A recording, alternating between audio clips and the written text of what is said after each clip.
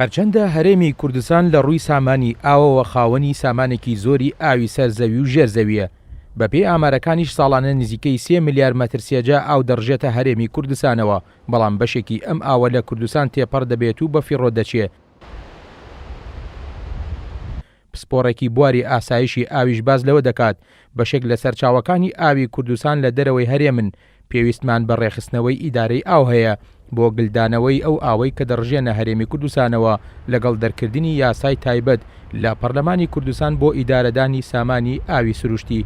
مەترسیەکمان لەسەرەوەی کە بەشێک لەو ئاوانەی کە هەمانە لە دەرەوەی سنوورەکانەوە دێن، یعنی لە وڵاتانی دراوسیەوە دێنە هەرێمی کوردستان.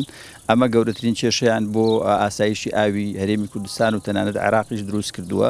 ئەمە لەلایەک بەنسبەت ئاوی ژێرزەویەوە بەدڵنیایەوە ئاوی ژێرزەوی لە هەرێمی کوردستان زۆر بەکارەهێنرێ، یعنی تەنانەت لە ئاوی سەرزەوی زیاتر بەکارەهێنرێ بۆ کشت و کاڵ و هەروەها بۆ پرۆژەی ئاودێری و ئەوانە. و بەداخەوە کە ئەحتیاطی یەدەکی ئاوی ژێرزەوی لە هەرێمی کوردستانە کەمی کردووە بەهۆی ئەو چەند ساڵی وشکە ساڵیەوە و بەهۆی زۆر بەکارێنان و بەهۆی تەجاوزکردن لەسەر ئەو ڕێنمایی و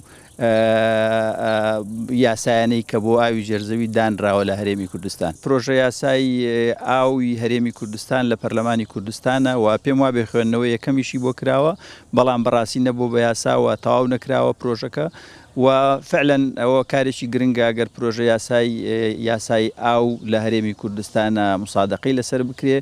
بۆ زیاتر بە دوواداچوونی گرفتی ئاسایشی ئاو لە هەرێمی کوردستان و خستنە ڕووی هەنگاوەکان بە ئاڕاستەی چارەسەرکردنی گرفتەکە، خەڵەف ئەحمەد ئەندامی پەرلەمانی کوردستان لە لیژنەی کشت و کاڵ و سەرچاوەکانی ئاومان دواند. هەرزوو لە پەرلەمانی کوردستان دەرکمان بەم کێشەیە کرد. لە ساڵونی ڕابردوو بە تەنسیق لەگەڵ وەزارەتی کشت و کاڵ توانیمانە پرۆژێک ئامادە بکەین بۆ بەڕێوەبردن و ڕێخستنی ئاو لە هەرێمی کوردستان.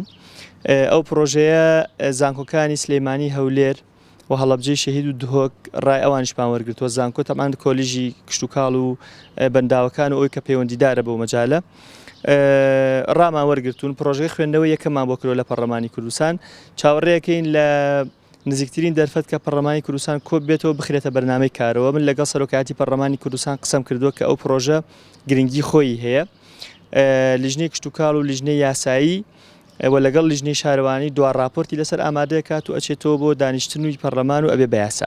باوتەی ئەو ئەندامەی پەرلەمانی کوردستان هەرچەندە حکوومەتی هەرێمی کوردستانیش وەک هەنگاوێک بۆ چارەسەرکردنی گرفتەکانی سامانی ئاو لە کوردستان دیزاینی پرۆژەی نزیکەی 42 بەنداوی ئامادە کردووە.